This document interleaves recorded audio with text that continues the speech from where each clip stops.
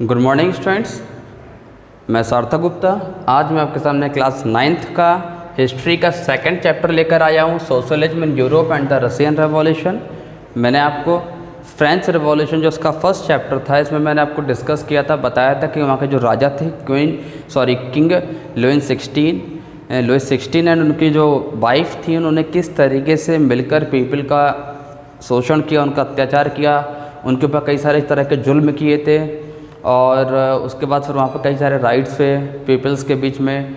और वहाँ के जो नॉवेल्स थे, चर्च के जो प्राइस्ट मतलब पुजारी जो होते हैं ना, पादरी जिनको बोलते हैं, चर्च में जो पूजा पाठ करते हैं, हम लोग मंदिर में पुजारी बोलते हैं, वहाँ पे पादरी बोलते हैं। तो उन सभी ने मिलके पीपल्स को किस तरीके से परेशान किया, शोषण किया। फिर नेपोलियन बोनापार्ट आए और उन्होंने पीपल्स का कितना सपोर्ट किया, फिर वो वहाँ एम्परर बने।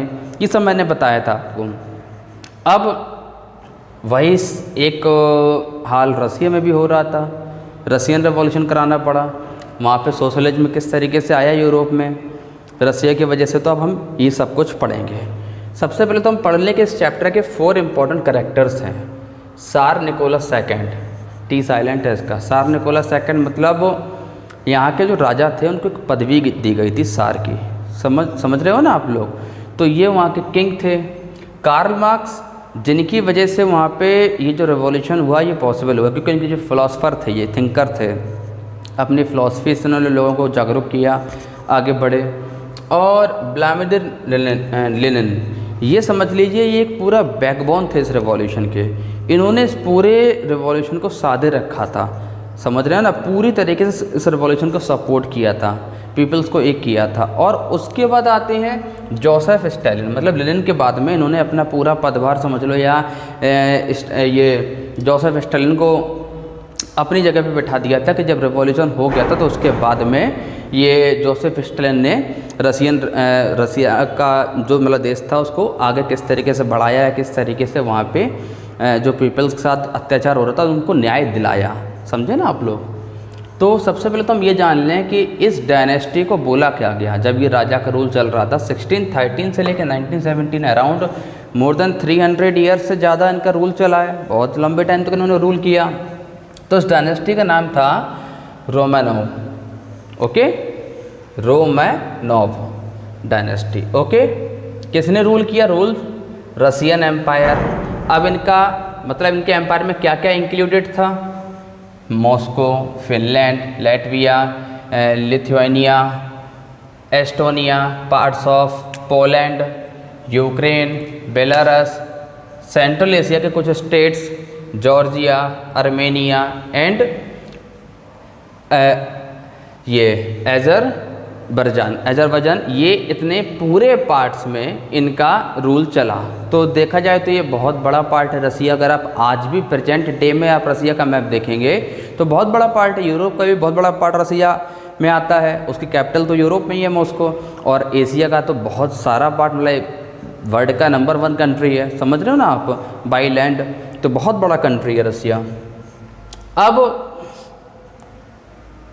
पहले तो हम ये समझ लें कि जो थार निकोलस सेकंड थे ये राजा कैसे बने। इनके पिताजी राजा हुआ करते थे।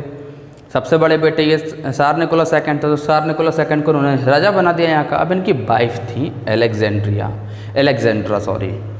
तो जिस तरीके से उनको सार बोला गया उस तरीके से उनको जरीना बोला गया।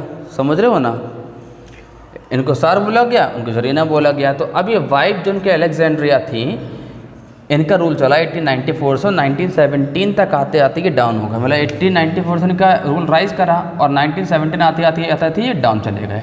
और यहाँ पे ये राइज किया था इनका रूल। ओके, तो एलेक्जेंड्रा जो उनकी वाइफ थी वो क्या करती थी, वहाँ पे रासपुटिन थे, एक मॉन्क थे, रशियन मॉन्क थे। तो वो उनके बहुत क्लोज थी। क्लोज समझ रहे हो ना आप लोग, क्लोज थी, एक अच्छी दोस्त समझ लीजिए, या उनके रिलेशंस काफ़ी ज़्यादा, मतलब वहाँ पे बॉन्डिंग उनकी काफ़ी अच्छी थी, जो कि रशियन के पीपल्स को ये पसंद भी नहीं था। अब ये किस तरीके से रूल करना है या कोई भी डिसीजन लेना है तो ये उनसे पूछ के लिया करती थी। तो वहाँ के पीपल्स इनके अगेंस्ट में चले गए कि उनको ये पसंद नहीं आ रहा था कि भाई आप उनसे क्यों पूछ रहे हो। तो रशियन सोसाइटी में उस टाइम पे हम पहले ये समझेंगे कि कौन कौन से रिलीजन्स वहाँ पर थे। सबसे ज़्यादा रशियन ऑर्थोडॉक्स क्रिश्चियन, सबसे ज़्यादा आबादी इनकी ही थी। आज भी है, रशियन ऑर्थोडॉक्स क्रिश्चियंस थे। उसके अलावा कैथोलिक, प्रोटेस्टेंट, मुस्लिम्स और बुद्धिस्ट भी वहाँ पर थे। मेजर ऑक्यूपेशन वहाँ का उनका क्या था? Major occupation 85% agriculture. अब आप समझ सकते हो कि एग्रीकल्चर वो भी रसिया में इतना ज़्यादा, 85% पीपल्स एग्रीकल्चर पे डिपेंडेंट थे। बल्कि यूरोप में आप देखिए, यूके है, फ्रांस है और भी ऐसे कई सारे कंट्री हैं, यहाँ जो एग्रीकल्चर हो भी रही थी इनकी तो 40-50%, लेकिन सबसे ज़्यादा रसिया में यहाँ पर हो रही है। सोचने वाली बात है। तो 85% वहाँ पर एग्रीकल्चर हो रही थी और प्लस फैक्ट्रीज थी, कई सारी फैक्ट्रीज खुली थी। क्राफ्ट वर्कशॉप मतलब हाथ से बनाने वाले जो छोटे छोटे घरों में इंडस्ट्री बना लिया, क्राफ्ट से जो काम होता, हाथ से जो काम होता है वो सर वो भी छोटी छोटी इंडस्ट्री वहाँ पे ओपन थी। और कई सारी वहाँ पे इंडस्ट्री मतलब 100 से ज़्यादा तो इंडस्ट्री वहाँ पे थी, लेकिन धीमे धीमे डेवलप हो रहा था। और सबसे ज़्यादा इंडस्ट्रीज़ कहाँ पे थी? वहाँ के शहरों पे। कंसनट्रेट कहाँ पे थी? सेंट पीटर्सबर्ग, जिसका बाद में नेम हो गया पेट्रोग्राड, और मॉस्को।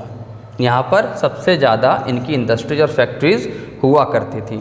लेकिन किस तरीके से आकर ऐसा क्या हुआ वहाँ के पीपल्स के साथ में, वर्कर्स और फार्मर्स के साथ में, कि उनको रेवोल्यूशन करने की नौबत आ गई, उनको मतलब विद्रोह करने की नौबत आ गई अपने राजाओं से। कंडीशंस क्या थी रसिया की?